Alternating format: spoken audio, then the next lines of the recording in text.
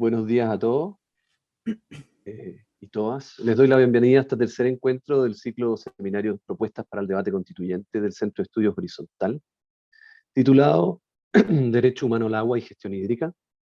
No olviden que durante abril seguiremos presentando los jueves nuestras propuestas para la construcción de una nueva Constitución. Hoy día quiero presentarles a nuestros invitados, dos personas con vasta experiencia en tema de recursos hídricos, entre otros. Nos acompaña Camila Oettinger, que es abogada, magíster en Derecho y doctora en Derecho por la Pontificia Universidad Católica de Chile. Es profesora de Derecho Ambiental, Recursos Naturales y Derecho de Aguas y actualmente se desempeña como la directora del Centro de Derecho Regulatorio y Empresa de la Universidad del Desarrollo. Nos acompaña también Sebastián Abogavir, que es abogado de la Pontificia Universidad Católica, magíster en Derecho por la Georgetown University Law Center, y también cuenta con una vasta y reconocida trayectoria profesional y académica en energía, derecho medioambiental y derecho de aguas. Estimada Camila, estimado Sebastián, verdad, para mí es un privilegio contar con ustedes, con su presencia, y les agradezco la participación. Le queremos dar gracias a todos los asistentes del día de hoy por su interés en participar y querer sumarse a este importantísimo momento que vamos a enfrentar como país. Partimos esta semana celebrando el Día Mundial del Agua, así que no creo que pueda ser más oportuno la fecha en que estamos llevando a cabo este seminario. Sabemos que durante el proceso constitucional vamos a enfrentar muchas dificultades, pero estamos convencidos de que es un proceso en que podemos construir una nueva constitución y podemos tener la oportunidad de encontrar aquellos mínimos comunes que constituyan una base para una sociedad nueva que vamos a entregar a nuestras futuras generaciones. Ciertamente va a ser un proceso difícil, surgen muchas interrogantes. ¿Cómo debe ser la carta de una sociedad moderna, liberal y democrática? ¿Qué se debe incluir dentro de la Constitución? ¿Qué se debe dejar de lado? En el documento Por una Constitución Sustentable, creado por Horizontal, se presentan una serie de criterios y propuestas para una nueva Constitución.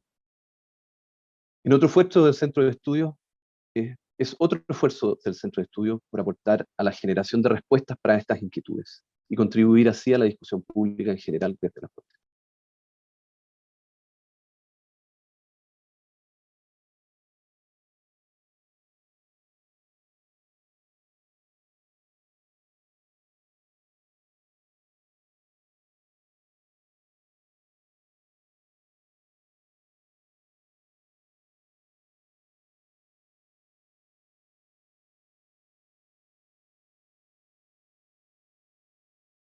Agua, que la verdad es un tema apasionante, y en particular también gracias a Edesio Carrasco y a José Manuel Astorga, que fueron los que lideraron este capítulo o este documento por una Constitución Sustentable, que ya se presentó en lo grueso de temas de medio ambiente la semana pasada, en un seminario igual que este, y que hoy día a mí me toca presentar el capítulo de recursos hídricos que trabajamos con otras personas, incluido Juan José, que hoy día las oficia de anfitrión.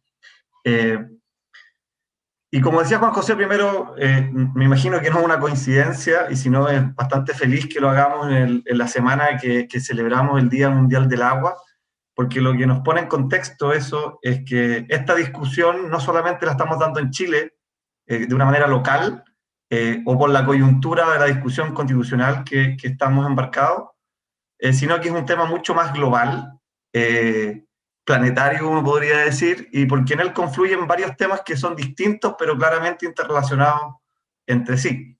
O sea, estoy pensando en, obviamente, la necesidad de asegurar el acceso al agua potable y al saneamiento, que es una condición básica del desarrollo de una vida digna y del ejercicio de los demás derechos de las personas.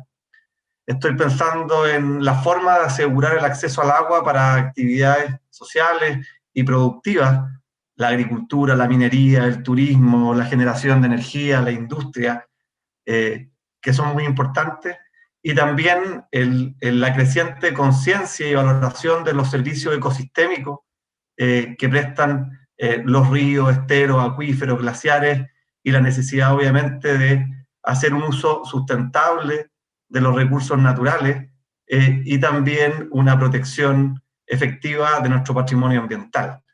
Todas esas cosas confluyen en este día, que fue el lunes más bien, Mundial del Agua, pero que obviamente, dada la coyuntura nacional de la discusión constitucional, hace súper importante conversar y no eludir la discusión sobre la regulación que necesitamos al futuro, previa evaluación obviamente de la regulación que tenemos actualmente en Chile. Como digo, este capítulo de recursos hídricos es parte de un documento mayor, y creo que sería un poquito descontextualizado partir sin hacer algunos rescates de lo que se conversó la semana pasada. Ahí, la intersección de Constitución y medio ambiente, yo noté al menos 3 ideas fuerza. Edesio Carrasco, que puede que esté conectado, me podrá corregir, pero lo primero es esta idea de desarrollo sustentable como pilar fundamental, idea matriz del Chile que queremos al futuro, y por lo tanto ese concepto de desarrollo sustentable que habla de esta responsabilidad intrageneracional entre nosotros para poder satisfacer las necesidades actuales sin comprometer las del futuro, tiene que estar reflejada en la Carta Constitucional. Y eso obviamente tiene que ver con un uso racional, sustentable, de los recursos naturales, incluido el agua. Otro concepto que se dejó el jueves pasado fue esta idea de no sobreconstitucionalizar la discusión, no hacer que esta conversación termine siendo finalmente una letanía agotadora de aspiraciones, derechos, por legítimos que estos sean. Tenemos que entender o pensar y reflexionar qué cabe en la Constitución, qué tiene que estar ahí y qué tiene que estar tal vez en otros cuerpos normativos o en la gestión de día a día del recurso hídrico. Y relacionado con no sobreconstitucionalizar, también estaba la idea que se entregó de pensar en la Constitución como aquella que establece los derechos fundamentales, los principios básicos, pero que actúa como habilitador para el actuar de las políticas públicas, que es de una generación bastante más dinámica y adaptativa que tal vez los conceptos constitucionales.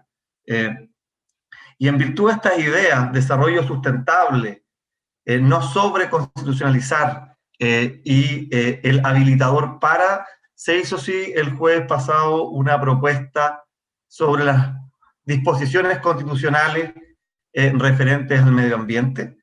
Se habló de modernizar y darle un nuevo contenido y alcance al artículo 19, número 8, que es el que habla de esta idea de vivir en un medio ambiente libre de contaminación, y tal vez evolucionar que el parámetro de medida ya no sea la no contaminación, concepto que parece un poquito frío, normativo, y más bien pensar en la calidad de vida y bienestar de las personas.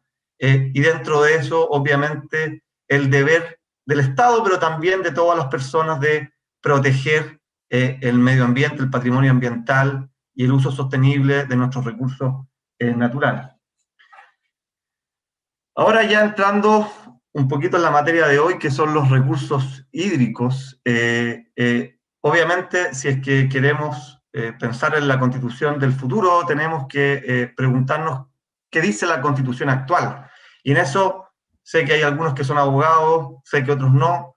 Es importante entender que hay distintos niveles en la regulación, la Constitución, los tratados internacionales, en la cúspide de esa pirámide. Después están las leyes, por ejemplo, el Código de Agua, los reglamentos, y también en este caso, y me parece muy atingente el nombre del seminario, la gestión hídrica de día a día, que la hacen tanto el Estado como los privados a través de las organizaciones de usuarios, por ejemplo. Pero la Constitución actual, si es que uno hiciera apretar el computador para buscar la palabra agua, la verdad es que la encuentra pocas veces en la Constitución, la encuentra especialmente en el artículo 19, número 24, que tiene que ver con el derecho de propiedad y esta garantía de propiedad respecto a los derechos de aprovechamiento de agua que son otorgados o reconocidos a las personas. Específicamente la norma dice que los derechos de los particulares sobre las aguas reconocidos o constituidos en conformidad a la ley otorgarán a sus titulares la propiedad sobre ello. Tengo claro que esa única alusión al agua es parte de la discusión que vamos a enfrentar en los próximos días y meses. Pero es importante también hacer ver que si bien esa es la referencia expresa al agua, hay otras disposiciones constitucionales que por su ámbito o por su esfera, también tienen que ver con el agua, y así también han sido obviamente reconocidos en algunos fallos que se han ido dando durante la vigencia de la Constitución actual. Para ser concretos, ¿cuáles son esas otras disposiciones que, si bien no ocupan la palabra agua, sí tienen que ver con ella? El 19, número 1, que es obviamente el derecho a la vida, si entendemos en un sentido amplio el agua como elemento vital, obviamente que tiene que ver con el derecho a la vida. El artículo 19, número 8, que acabo de comentar, el derecho a vivir en un medio ambiente libre de contaminación. El artículo 19, número 23, que es el que permite desarrollar actividades económicas, y algunos de los usos del agua tienen que ver con el ejercicio de esa libertad de desarrollo de actividades.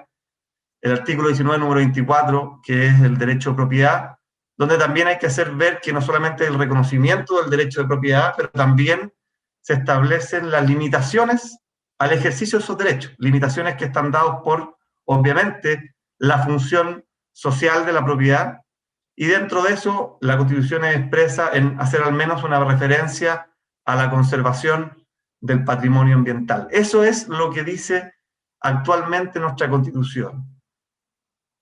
Ahora, haciendo fe o haciendo honor al título de este seminario, y para que no sea algo que no abordemos, también ocupamos la expresión derecho humano al agua.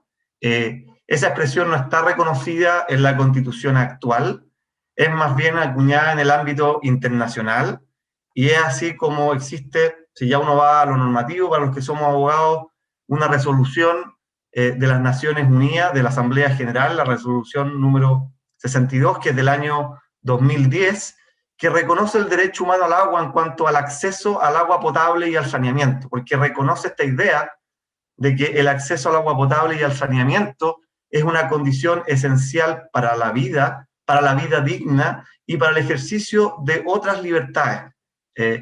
Y ese concepto, el derecho humano al agua, ha venido desarrollándose obviamente por mucho tiempo. ¿En qué se entiende? ¿Cómo lo bajamos en concreto en cuanto a calidad, en cuanto a accesibilidad, en cuanto a disponibilidad, cuánta agua es lo que se necesita, qué tan lejos tengo que ir a buscarla para que en verdad sea un derecho efectivo, y en qué condiciones o calidad yo tengo que acceder a ella? Ese es un concepto que, si bien nace o está en el ámbito internacional, es cada vez más frecuente encontrar sentencias o jurisprudencia en Chile que ya hacen eco y reconocen ese derecho para las personas y las comunidades.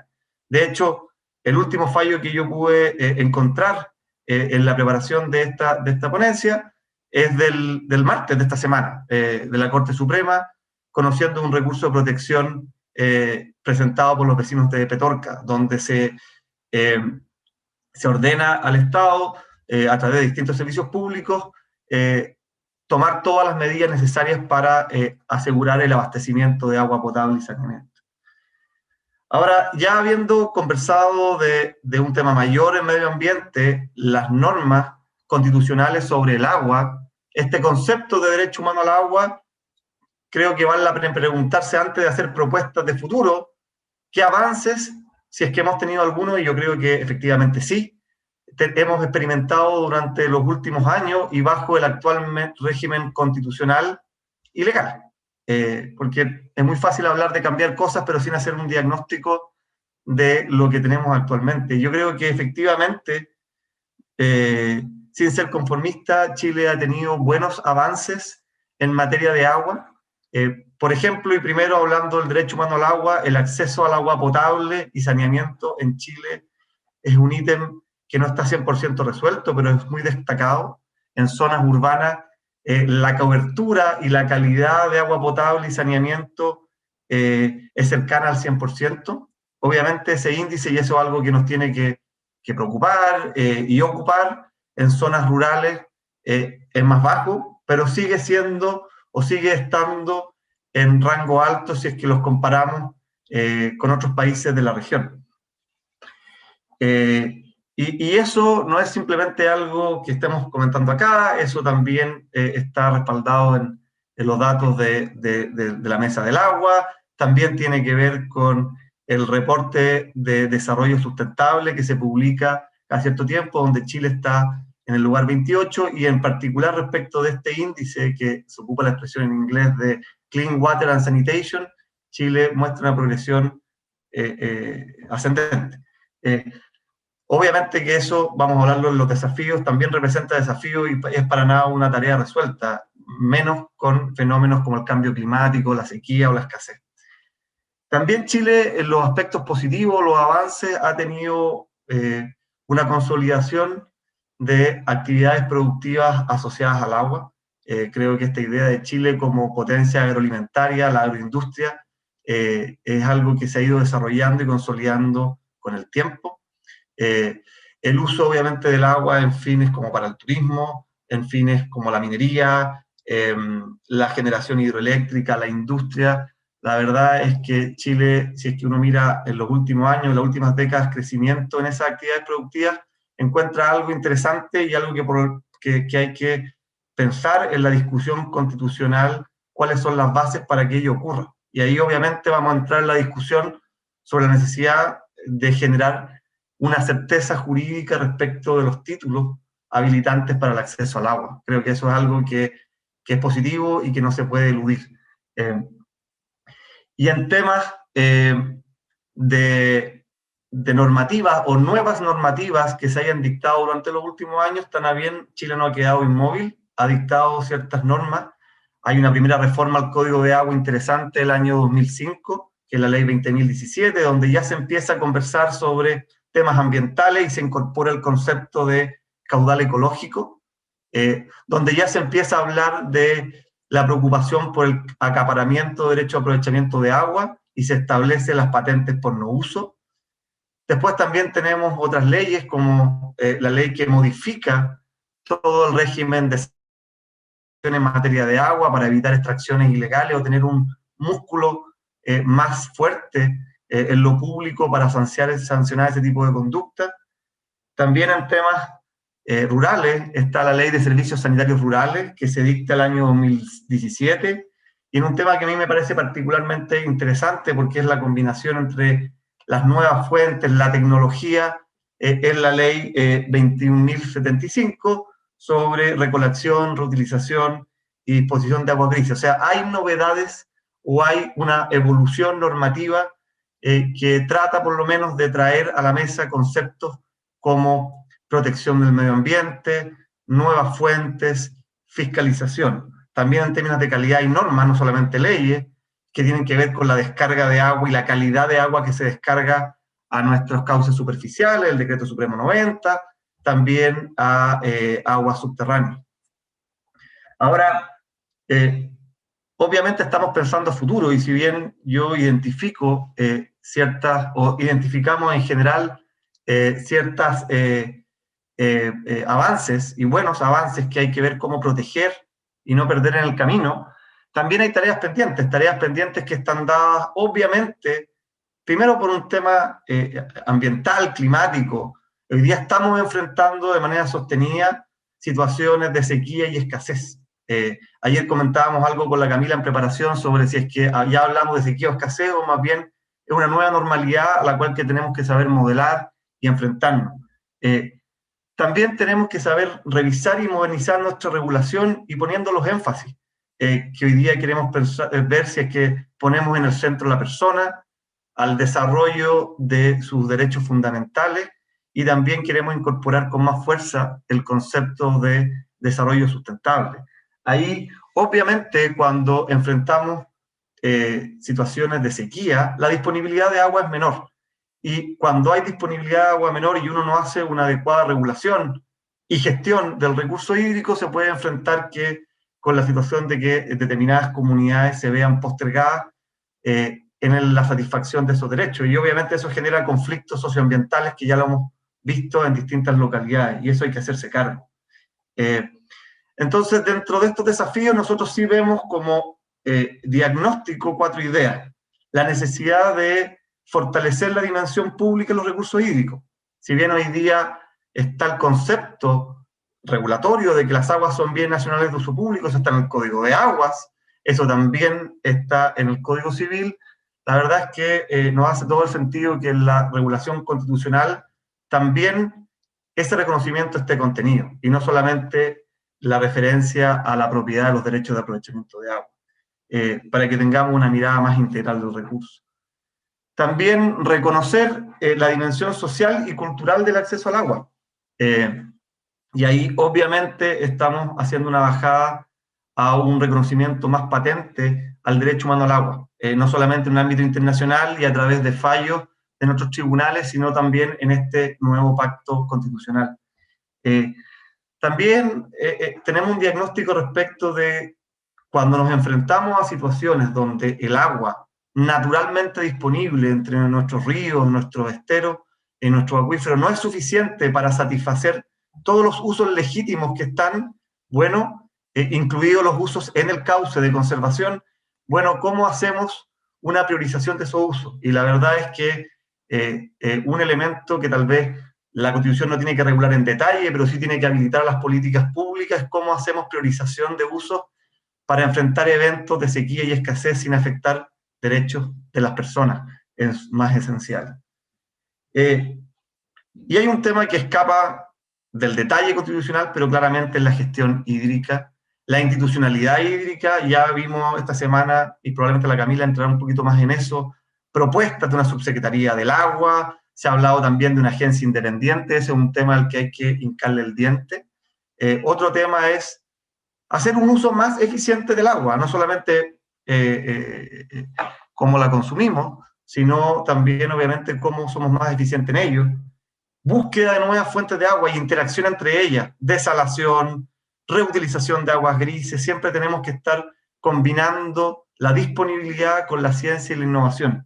El fortalecimiento de las organizaciones de usuarios, asociaciones de canalistas, juntas de vigilancia, ellos son en la práctica los que saben de agua, los que muchas veces administran, y que, bueno que así sea, el recurso en los territorios y conocen las necesidades de, por ejemplo, los regantes, los agricultores del sector. La necesidad de infraestructura pública y privada para una buena utilización de las aguas. Y obviamente el reconocimiento de los usos de conservación en el cauce. No toda la lógica del uso del agua tiene que ser extractiva, también obviamente está el valor ambiental del agua. Ahora veo que apareció Juan José, así que tenemos que hacer las propuestas concretas. Creo que parte de las propuestas concretas ya se hicieron la semana pasada, cuando se hablaba más amplio del medio ambiente, del desarrollo sustentable y de la protección del patrimonio ambiental, así que ahí me remito a eso. Y en cuanto a lo específico del agua, sí tiene todo el sentido del mundo, creemos que antes de hablar de la protección de los derechos de aprovechamiento de agua o de los títulos que se otorgan a los privados para su utilización, se reconozca la calidad de bien nacional de uso público del agua, que se reconozca también y se incorpore el derecho humano al agua, entendido como el acceso al agua potable y al saneamiento, y habilitar así al legislador para que progresivamente vaya implementando las políticas públicas que garanticen este derecho en cuanto a disponibilidad, calidad y accesibilidad. Y sí, nos parece importante hacer ver que esto no lo vemos como incompatible o contrario a la idea de generar certeza jurídica respecto del acceso al agua para el desarrollo de actividades productivas. Necesitamos también que la gente que va a hacer actividades agrícolas, otro tipo, también tenga minería, también tenga la certeza jurídica que le permita embarcarse en inversiones, en desafíos de largo plazo. Creemos que es perfectamente posible con esta idea pública del agua, bien nacional de uso público, el derecho humano al agua y también el reconocimiento, certeza de los títulos, poder lograr un desarrollo armónico y un buen balance al futuro. Juan José, yo creo que por ahí dejó la primera introducción del documento. Muchas gracias, Sebastián. La verdad es que la exposición tuya fue muy completa. Nos queda el gran desafío de cómo poder generar una constitución política que nos permita enfrentar los desafíos futuros del cambio climático con reglas claras. Los dejo con ustedes ahora con Camila Bettinger, que nos va a hacer su comentario al documento. Muchas gracias. Gracias, Juan José. Aprovecho de dar las gracias a Horizontal Chile por la invitación, a Sebastián por su exposición y también por el documento que quiero partir recomendándole a los que están acá conectados que les interesa el tema y a los que no, que puedan pasar el dato, que lean el documento, porque la verdad es que, como les decía, está muy bueno. Y está muy bueno en dos sentidos. Los que llevamos harto tiempo leyendo, estudiando y viendo estos temas, muchas veces nos encontramos en que hay cosas que son o muy legales, por decirlo así, en un lenguaje muy jurídico y que se enfocan en temas como derecho, propiedad, bien público, etcétera, y otros, a mí me toca mucho hacer investigación interdisciplinaria con ingenieros, entonces muy técnico.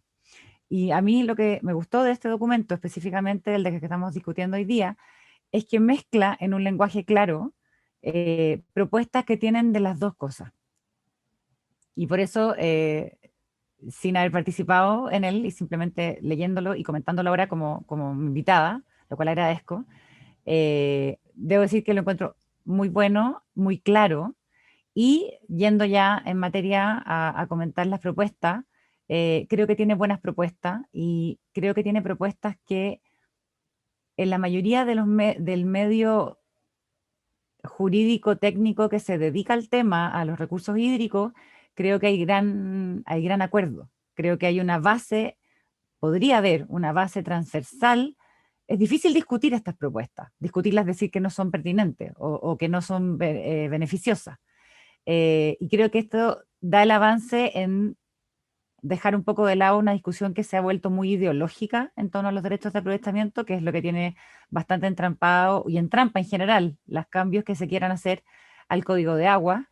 En Chile se legisla una media de 15 años para los cambios en materia de agua. No solamente estoy hablando del Código actual, sino hacia atrás, del Código 51, el Código 69. Cuesta legislar en aguas en Chile.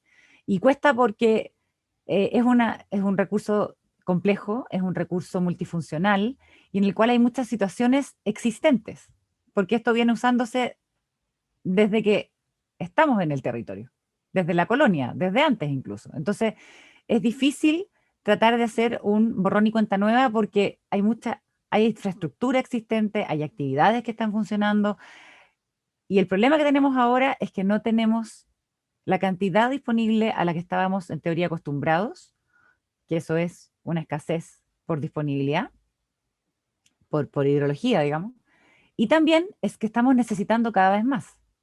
Somos más chilenos en el territorio, hacemos más cosas y vamos avanzando también en nuestra nivel o calidad de vida o en nuestras necesidades y eso presiona también un recurso que, si bien es renovable, tiene un ciclo que está siendo alterado tanto por la actividad nuestra, la actividad humana, como por el cambio climático.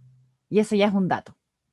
¿Ya? Y esa es eso es de donde tenemos que empezar. Ya no es discutible si esto cambió o no cambió, o si hay más o hay menos, es un dato.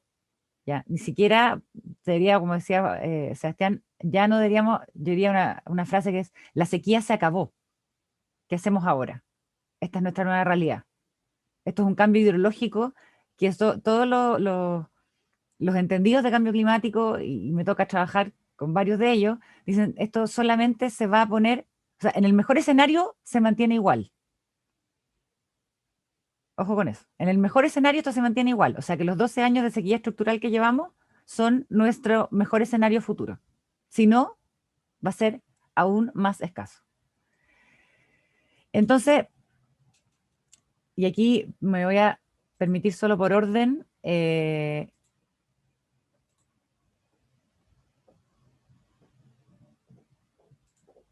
espero que se vea bien. Me avisa Juan José o alguien, si no es que no.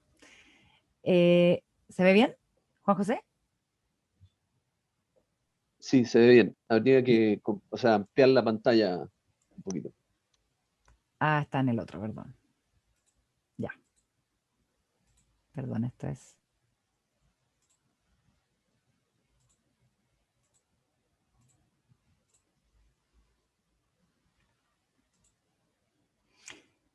Ya, bueno, espero que se vea. En todo caso, es cortito, simplemente para ordenar.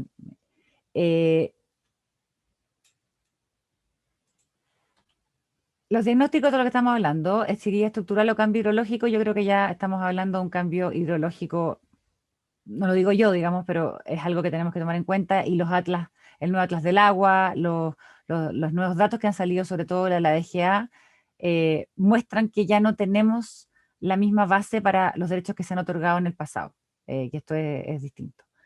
La otra pregunta, que a propósito de la nueva subsecretaría que se está proponiendo sobre agua y el nuevo cambio al nombre del MOP como MOPA, Ministerio de las Públicas y Agua, hay una discusión que se da también que es sobre agua o recursos hídricos. Yo prefiero, y esto es algo que también podemos discutir, aunque algunos dicen que al hablar de recursos se le está disminuyendo el valor del agua a su carácter de bien útil, eso técnicamente no es tan así, sino que estamos hablando de todas no solo las fuentes de agua, sino todos los beneficios o las utilidades que dan, también como funciones ecosistémicas. Y en verdad lo que hay que gestionar es la acción de los humanos sobre el agua, no el agua en sí misma, ¿ya? Entonces, gestión de recursos hídricos es un término más completo y es como además se entiende en materia de internacional. La gestión integral de recursos hídricos es un instrumento que viene estudiándose y aplicándose en muchas partes a través de planificación y de instrumentos que son muy flexibles dentro de un marco regulatorio que tiene que ser claro, pero que admita la flexibilidad sobre un recurso que es variable y que se hace cada vez más difícil de predecir su presentación en el tiempo y el espacio. Lo otro importante es que, como decía Sebastián, el agua cumple muchas funciones y la caracterización física y económica para saber lo que estamos regulando es súper importante. El agua finalmente es un recurso natural, al mismo tiempo un elemento vital del ambiente, lo tenemos súper claro. Primero es un elemento del ambiente y después un recurso que es un bien útil al hombre, provisto por la naturaleza, pero que tiene una particularidad desde un punto de vista de los bienes, desde el punto de vista económico, la caracterización como recurso de uso común, que eso implica que hay muchos usuarios que pueden tener acceso a él con usos que son rivales, o sea, que hacen que el uso de una persona evite o impida el uso de otro. Y eso es lo que provoca a veces, o provoca los conflictos y también la necesidad de regular el acceso, el uso, aprovechamiento y también de reservar ciertas cantidades para efectos de otras funciones, como por ejemplo la ambiental, ¿ya? Y entre las funciones del agua, las típicas que se pueden nombrar, que son también las mismas aristas del desarrollo sostenible, son la función ecológica o ambiental, la función económica como parte de nuestras actividades y procesos productivos, y la función social, en cuanto también es un elemento del ambiente y tiene una importancia vital, como decía Sebastián, en la vida de las personas, más allá de sus actividades económicas, sino en su día a día. Y eso es lo que estamos viendo en los problemas que tenemos hoy. Abastecimiento humano, sobre todo en zonas rurales, en Chile. Seguridad hídrica para actividades productivas y también para usos no extractivos. Y la degradación de ecosistemas asociadas a este cambio hidrológico que nos ha provocado una sequía estructural o más bien un cambio en nuestras condiciones. Y las propuestas constitucionales de horizontal, estoy muy de acuerdo, y explicitar un poco cada una. El tema de poner expresamente que las aguas son bienes públicos. Las aguas son bienes públicos desde el inicio de nuestra vida, podríamos decir, republicana. Antes de la colonia eran nombradas bienes de la corona, nunca han sido bienes privados, siempre se ha necesitado un derecho o merced o concesión para usarla. Y el carácter de bienes públicos tiene que ver con eso, que se entiende que hay un uso común, un uso al que todos podemos tener acceso, y eso es, por ejemplo, cuando se toma agua al pasar, o el abreviamiento de animales, o navegación, pesca, recreación, y eso es un uso que no está muy normado y que es espontáneo y anónimo. Pero igual se necesita, por el carácter de recurso que tiene, primero que nada, reconocer un derecho humano al agua para fines de consumo básico y saneamiento, que es lo que decía Sebastián, que está en la resolución de la ONU y que es algo en lo que tenemos que priorizar, porque el primer uso del agua, fresca, dulce, debería ser el uso humano, porque las actividades productivas, algunas de ellas, no todas, pueden usar aguas terciarias, aguas residuales tratadas o otro tipo de aguas, y eso es algo en lo que hay que empujar. Y en eso es súper importante también considerar de que tienen que haber títulos específicos regulados y amparados en el sistema legal para aprovechar las aguas en usos privativos. Esa es la forma en la cual avanzan las actividades y se producen inversiones para avanzar en temas sanitarios, perdón, agricultura, minería, etc. Obviamente, ahí está la dificultad compatibilizando con el uso anterior. Yo creo que hemos avanzado mucho en este ámbito del uso privativo, pero nos falta compensar en la parte de los usos mínimos y usos comunes. Y también me gusta mucho la propuesta de los deberes de cuidado y uso sustentable, tanto para el Estado como para las personas, que es algo que pasa en ambiental, que en el diccionario número 8 le da el deber explícito al Estado de velar por la no afectación del derecho y preservar la naturaleza. Y en materia de recursos naturales, específicamente los recursos hídricos, creo que también debería haber un deber del Estado explícito que le dé un mandato y por lo tanto lo habilite en una institucionalidad que claramente hay que mejorar para cuidar, gestionar, medir, informarse y proteger el recurso. Y también las personas tienen ese deber. Acá también vale decir que las personas no podemos dejar la llave abierta, no es posible regar extensiones de pasto, por ejemplo, con agua potable, que hay que adaptarse. Y esas son las propuestas que ustedes están haciendo. Uno es mejorar lo actual, que aquí yo realmente, Sebastián no entró en detalle, pero acá hay propuestas muy concretas de adaptación técnica y regulatoria, como es las propuestas de infraestructura en almacenamiento, robustecer en el marco institucional del agua, en tema de institucionalidad es vital, el abastecimiento de digno zonas rurales, el tratamiento de aguas residuales, el mejorar el sistema de red urbana, hay pérdidas de agua que se pueden evitar, disminuir la fuga, institucional la desalinización como alternativa de generación de agua potable o de agua industrial,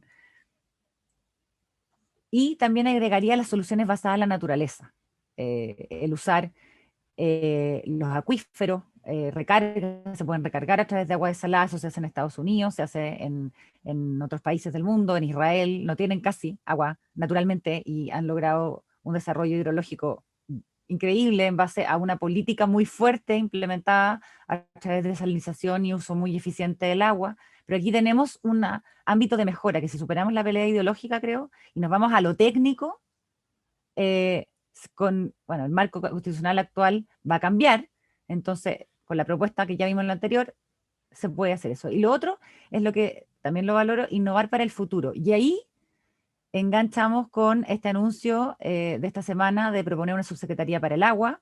Habían otras opciones, que yo creo que, y eso está en un informe del Banco Mundial y está analizado en distintos organismos, de una agencia nacional para el agua, que es algo más independiente, o incluso se habló en la mesa, o se propuso, un ministerio de recursos hídricos.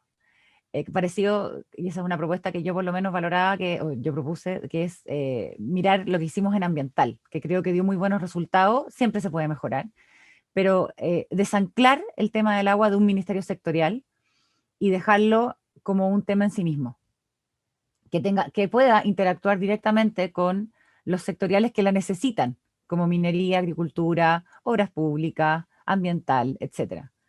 Y en eso el tema de la institucionalidad creo que es, y creo que se lo he dicho antes a algunos de los que están acá, que es la madre de todas las batallas en temas de recursos hídricos.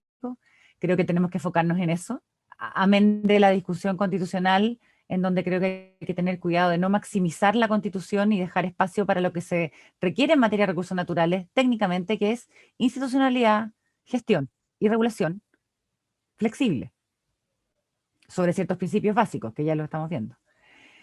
Y por eso, para terminar, eso que le estoy diciendo, yo creo que el documento es un aporte, creo que tiene mucho más de lo que dijo Sebastián, y por eso los invito a ver los dos, tanto las propuestas constitucionales del primero como las propuestas más técnicas de este que estamos discutiendo hoy, teniendo foco en dejar bases o principios de la Constitución, que creo que están bien resumidos, pero dejando la concreción a la ley, a las políticas y a los planes. Dejemos que la gestión se dé en un marco más flexible. La Constitución es nuestra base, es lo que nos debe guiar, si quieren es como nuestro sueño, queremos que todas las personas tengan acceso al agua para el saneamiento y consumo básico, queremos proteger los entornos naturales, que tengan una mantención de ecosistemas y equilibrios para no perder esa diversidad que tenemos, que es riquísima y muy frágil y muy endémica en Chile, por nuestra situación geográfica, y también queremos que el agua sirva a nuestras actividades productivas, ¿cierto? Porque queremos un desarrollo sustentable,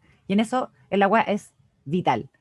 Eso es nuestro norte, eso es nuestro objetivo, lo que diga la Constitución debería ser nuestro objetivo, y al mismo tiempo nuestra base.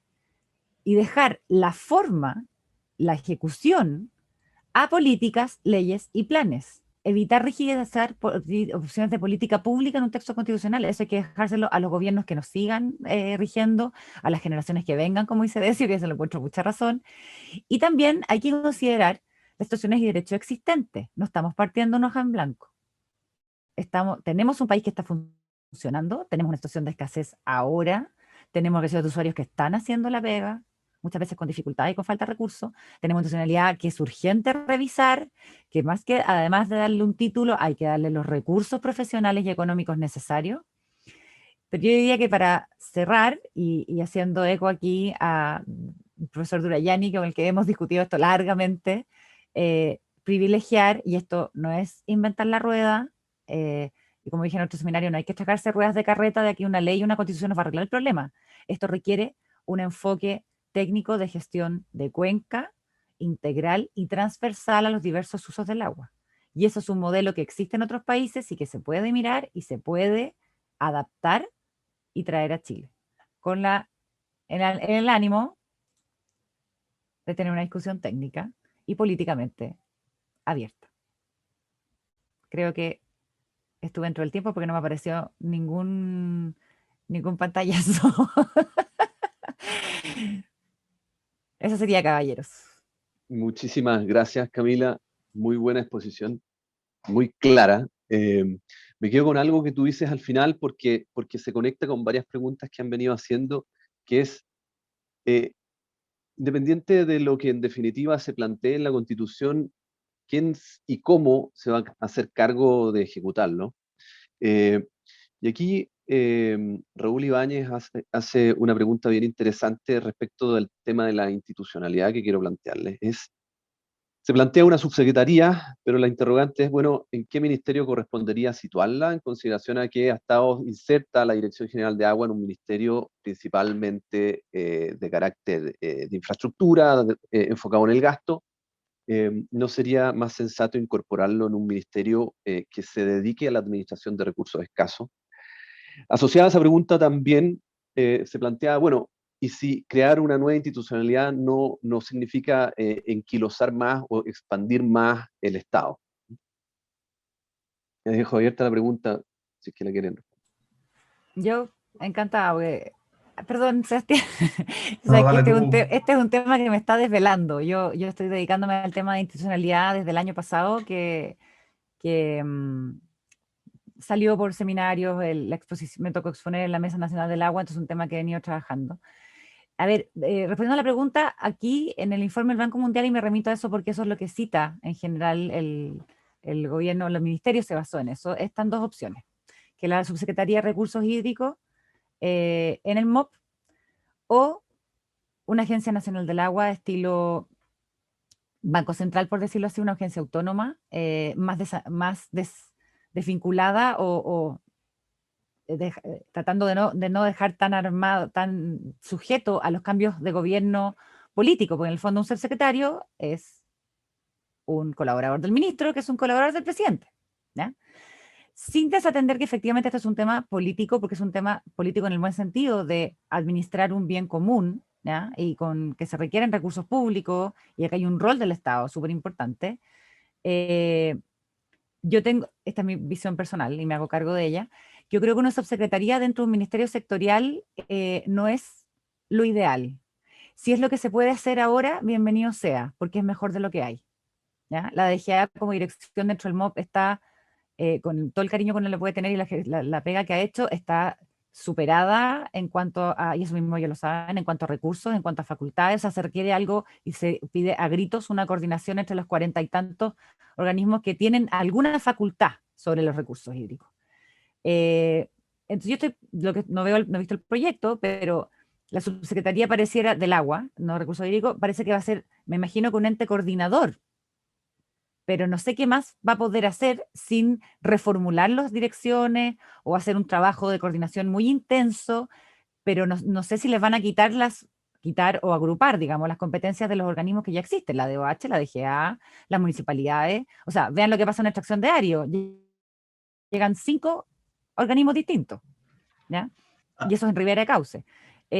Yo personalmente creo que es un buen primer paso, si es que es el que se puede dar, y idealmente avanzar ojalá, lo ideal era la agencia, pero ya que también tenemos que reconocer, y de ahí la respuesta a la pregunta, nuestro ámbito administrativo y nuestra idiosincrasia y cómo funciona nuestro Estado. Y eso, el ejemplo que tengo más cercano es el de medio ambiente, que tuvo un ente coordinador durante mucho tiempo y que después se cambió a un ministerio y los resultados han sido bien distintos.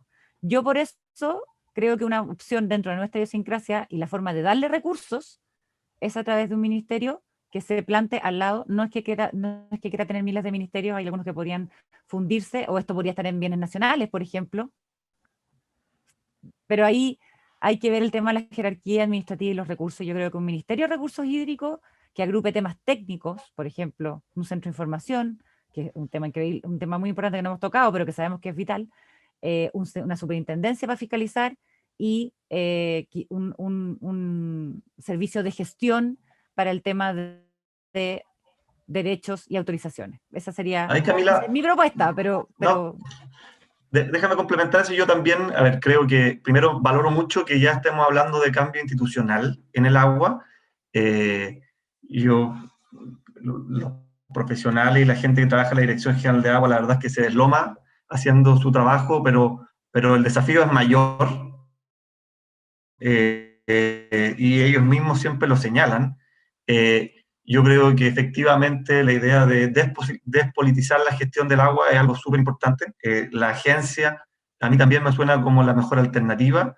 La subsecretaría me parece que la valoro en cuanto que va a darle más valor al tema del agua. Tengo mis dudas si el MOP es el mejor lugar, porque estamos obviamente hablando de una mirada más integral del agua. Estamos hablando no solamente de lo que tiene que ver con infraestructura hídrica y con extracción o actividades productivas del agua, sino que estamos tratando de balancear actividades productivas, acceso universal al agua, y también conservación ambiental. Entonces, mi sensación es que el MOP probablemente es el lugar ideal hoy día, porque ahí está la Dirección General de Agua, pero si miramos a un plazo más largo, yo tendería a ser un poquito más innovador en el punto.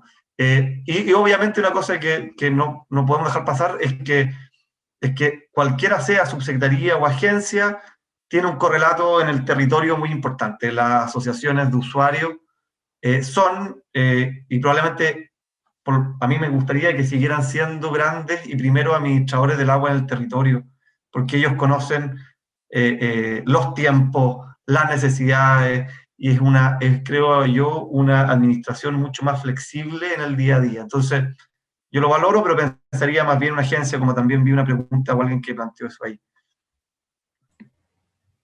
Oye, en esta misma línea, y viendo la oportunidad que nos abre una discusión constitucional al respecto, surge un interrogante que es, bueno, ¿cómo se garantiza el derecho universal a un bien crecientemente escaso? O sea, está bien, nosotros podemos establecer a nivel de constitución la preferencia por el consumo humano.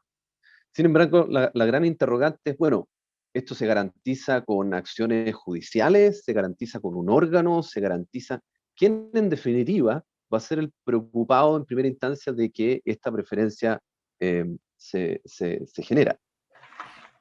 Déjame abrir los fuegos. A ver, yo creo que primero no se garantiza, no se logra de una sola manera. Porque primero creo que es importante, estamos conversando de la Constitución y creo que un balance en el lenguaje constitucional va a ayudar. Porque si es que nosotros reconocemos el agua como un bien nacional de uso público, aunque ya está en la norma, pero la Constitución es importante. Si reconocemos el derecho humano al agua, aunque los tribunales ya no lo vienen diciendo, y también reconocemos la importancia de dar títulos ciertos, fuertes, en términos de dar tranquilidad y que uno se puede embarcar en actividades. ese juego, esa relación va a estar más balanceada y va a permitir mejor actuar a las políticas públicas, creo yo. Entonces yo creo que hay un tema de políticas públicas. Después hay un tema, obviamente, de entender que si es que, pese a los esfuerzos que hagamos, el agua no es suficiente, este es un tema que se va moviendo en un momento determinado para satisfacer un fin prioritario, tenemos que priorizarlo. Yo creo que ahí no tengo yo mucha duda, me encantaría que no hubiera problemas de agua, pero si es que en algún momento determinado tenemos que hacer una priorización, creo que hay bastante consenso que eso es así. Y lo tercero, y por lo tanto eso requiere gestión y requiere un orden en la fila en casos de que la situación de escasez así lo demande. Y el tercer elemento es que yo creo que hay un tema de que se puede ver menos, pero de innovación tecnológica. Nosotros tenemos que hacer un uso más eficiente del agua, que implica obviamente el gasto de recursos públicos.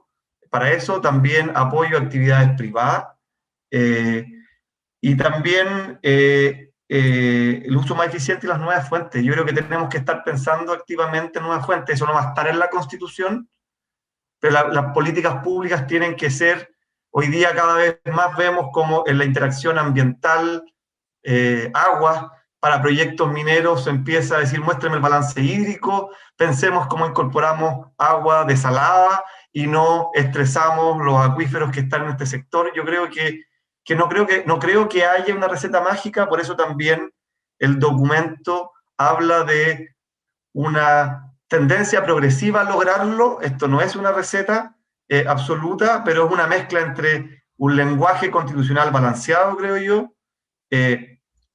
gestión y priorización. Ojalá que esa priorización sea tal vez la última de las alternativas, porque con lo otro logramos que haya agua suficiente en tiempo y forma para todos los usos. Yo creo que ese es el deseo de todos los que nos dedicamos de alguna manera al agua, y obviamente cuando hablo de agua para todos los usos también es importante el uso en el cauce, me refiero a conservación, que muchas veces más bien es como, está relegado porque siempre lo miramos desde una dinámica de el derecho a extraer agua del río, pero también hay que hacer un uso sustentable del mismo. Esa sería mi respuesta inicial, por lo menos, Juan. Juan José, y gracias a Dios, Sebastián, toda la razón, pero bajándolo a la pregunta cómo lo garantizamos, yo lo que les decía que esto es nuestra aspiración, ¿cierto? Como dice Sebastián, ojalá que no tengamos que llegar al día cero como casi llegaron en Sudáfrica y a priorizar entregando, bueno, pero hay lugares en Chile en que ya están así, que están con camiones aljibe.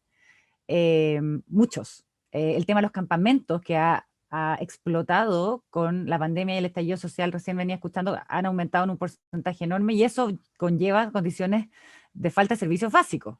Yo le diría que cómo se garantiza, yo evitaría lo que está pasando ahora es la judicialización de un derecho a través de la Corte Suprema que está diciendo municipalidad tanto, una municipalidad que fue de informante y la condena, o sea, le mandaron a proveer 100 litros diarios como fuera lugar, que saque plata donde fuera. O sea, eso puede llegar a la judicialización de los derechos sociales, entre comillas, en que el que demanda lo obtiene. ¿Ya? Yo creo que esto tiene tres, como dice Sebastián, no es tarea de uno solo, pero el principal llamado a garantizar o hacer el marco, la gestión o los incentivos para que esto se dé es el Estado. Y para eso volvemos al tema de la institucionalidad, que logre agrupar a todas estas, y por eso volvemos también al tema de que esto no, yo creo que el MOP ya no es la sede donde debe estar el agua, porque el agua ya es mucho más que los embalses.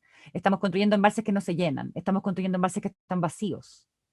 Las soluciones no van por los embalses, van por una serie de otras cosas como desalinización, recarga de acuífero, atrapaniebla, muchas cosas muy técnicas, pero que van más allá del agua productiva, como la mira más bien el MOP. Y incluye también lo que pasa ahora con la protección de humedales a través del Ministerio de Medio Ambiente, con las áreas protegidas en que ya no se pueden, y está bien que no sea así, constituir ni ejercer derechos de agua, porque son otras funciones. Yo diría que acá tres.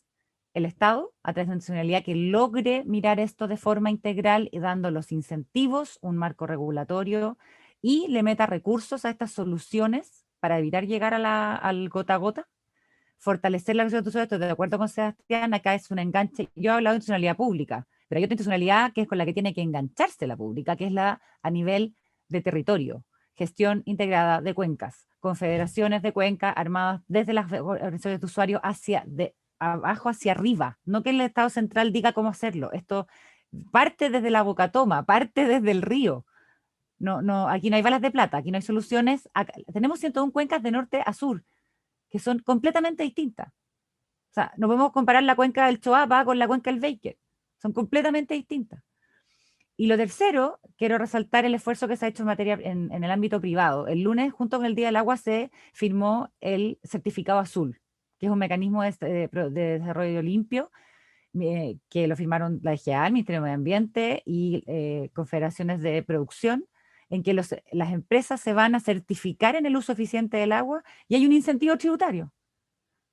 Ese tipo de cosas nos llevan a evitar, y nosotros también, último, la educación. La ciudadanía, ¿queremos exigir muchos derechos? Perfecto, todos los derechos vienen con deberes.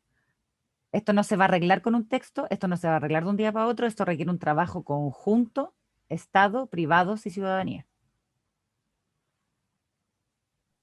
Oye, estamos ya sobre la Sí. hora, tenemos muchísimas preguntas, yo creo que todavía no tenemos una baja masiva de gente, yo creo que tenemos espacio para una pregunta más, que me voy a tratar de dar la libertad de conciliar varias, que es cómo se equilibra, cómo se logra este equilibrio por la preferencia por el consumo humano y una garantía para que eso ocurra, con el derecho de propiedad o con un título respecto de las aguas que dé esta garantía o esta certeza de la que hablaba Sebastián. El resto de las preguntas yo creo que no vamos a ser capaces de contestarlas en función del tiempo. Le voy a pedir al equipo horizontal que nos comprometamos a hacernos cargo de cada una de ellas. Nos preguntaban mucho si es que la presentación iba a estar disponible. Efectivamente, a partir de mañana va a estar disponible la presentación para todos ustedes. Y hay una pregunta puntual para Camila que pedían que pudieras mandar el link del documento que recomendabas leer. Si te vamos a dejar ahí pedida, hecha la pedida. Bueno, les vuelvo a la pregunta, ¿cómo conciliar en el fondo, este concepto de la preferencia, la prioridad por el consumo humano y los ecosistemas para el abastecimiento del agua con un título y la certeza jurídica respecto de ese título? Yo creo que es un tema súper, obviamente que es una bajada práctica que es vital. Y yo me imagino varias cosas, Juan José, en ese punto. Lo primero es que, si es que le damos valor a la Constitución y queremos evitar que esto sea simplemente temas judicializables, tenemos que reconocer derechamente, a mi modo de ver, el derecho humano al agua. Eso es algo que está en la propuesta y creo que es importante en el lenguaje. Lo segundo es que si es que efectivamente, por situaciones de sequía o de escasez, no hay agua suficiente, hay que hacer una priorización del uso del agua. Hoy día el Código de Aguas más bien habla de que en caso de escasez, o en caso de que no haya agua suficiente en el cauce para satisfacer todos los usos con título, todos tienen que reducirse a prorrata. Creo que ahí eso tiene que cambiar, no respecto a los usos productivos, pero sí respecto a los usos que como sociedad reconocemos como prioritarios. Y creo que ahí hay obviamente, y esto se puede, esa priorización, hay que hacerla bajada a través de políticas públicas, se hará a través de la organización de usuarios, que está a cargo, por ejemplo, de Cerrillo, de la Junta de Vigilancia, de la Asociación de Canalistas, y si no tiene una organización, eso tendrá que apoyar el Estado si las partes no se ponen de acuerdo. Yo creo que ahí hay una forma concreta que es, y hay un tema vital anterior, Juan José, que es el tema de la información. O sea, nosotros primero tenemos que saber quiénes son los usuarios del agua en los distintos cauces, comunidades de agua subterránea, porque solamente ahí vamos a saber cuánta agua hay, cuántos usuarios tienen títulos o derechos en el lugar, poder entender cuáles reconocemos como priorizados,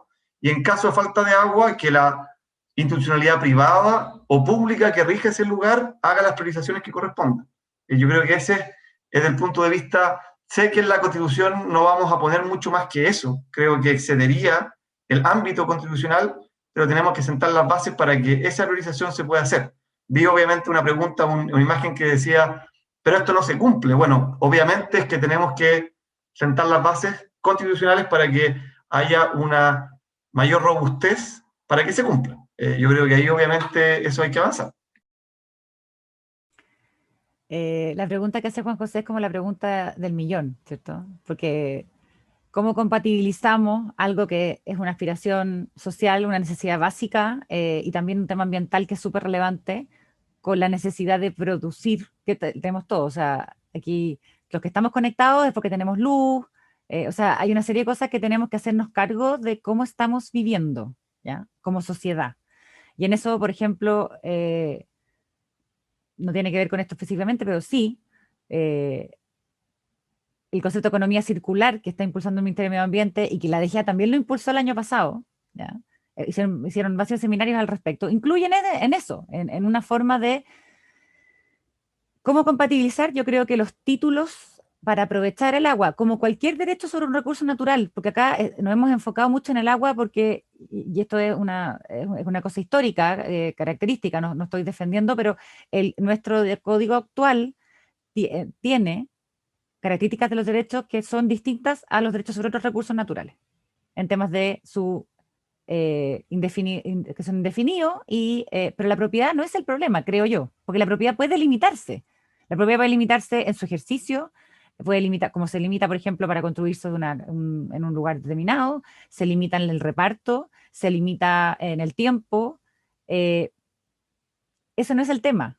El tema es la gestión, nuevamente, y que estén los instrumentos para limitar los derechos que se necesitan para hacer actividades en pos de necesidades más urgentes, pero también lograr un equilibrio, ojo, que las necesidades urgentes sean bien administradas, porque acá yo, ojo, que en la parte rural no tengo dudas, ¿ya? Porque ahí se autogestionan muchas veces, la mayoría de los usuarios se autogestionan a través de los APR. Pero la parte sanitaria, acá tenemos empresas que hacen inversiones, que tienen en el fondo una obligación de proveer el servicio sanitario. Entonces, ¿vamos a dejarlos a ellos priorizados? O sea, acá se nos van a enganchar un montón de problemas, ¿ya? Esto es un tema más complejo que el decir, hay llave abierta para todos. Esa no es la solución tampoco.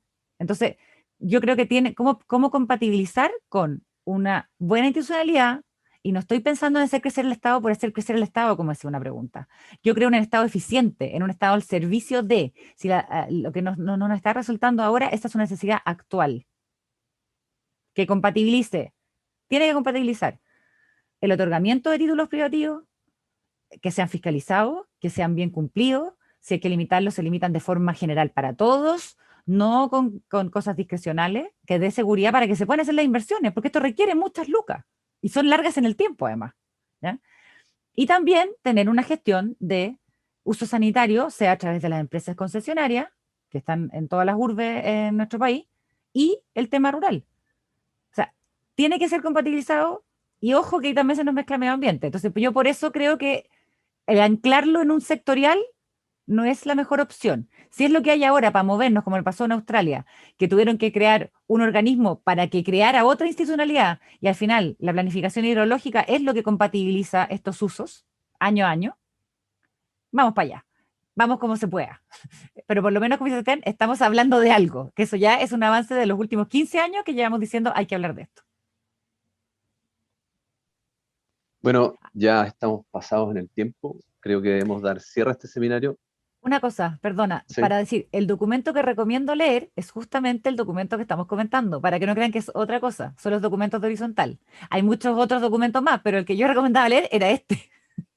Ahí subimos el link ya. Ya, Pero queríamos ya. que Ese es un buen con tus cierre, Juan palabras. José, de lo que estamos conversando. Oye, nada, simplemente Camila, Sebastián, gracias por habernos acompañado esta mañana. A la audiencia, gracias por estar con nosotros. Quedan muchas preguntas. Verónica Gaete ha hecho varias interrogantes que son muy buenas. Efectivamente, enfrentamos un desafío a la hora de hablar del agua a nivel constitucional que trasciende la Constitución. Yo les pido y les insisto que volvamos a juntarnos recurrentemente a hablar del tema. Vamos a tener que trabajar para poder generar efectivamente reglas claras para ver cómo vamos a utilizar un recurso que es escaso, enfrentar un escenario absolutamente incierto derivado del cambio climático, de un recurso que es esencial para la sociedad y para la vida, nos va a desafiar. Yo creo que nuestras generaciones futuras esperemos que nos puedan agradecer el esfuerzo que pusimos en una mejor constitución. No olviden que el próximo jueves tendremos nuevamente un seminario sobre el reconocimiento de los pueblos indígenas en la Constitución. Pueden inscribirse en el sitio web de Horizontal. Estaremos subiendo la información, estaremos subiendo estos seminarios. Y bueno, a todos ustedes, gracias, que tengan muy buen día.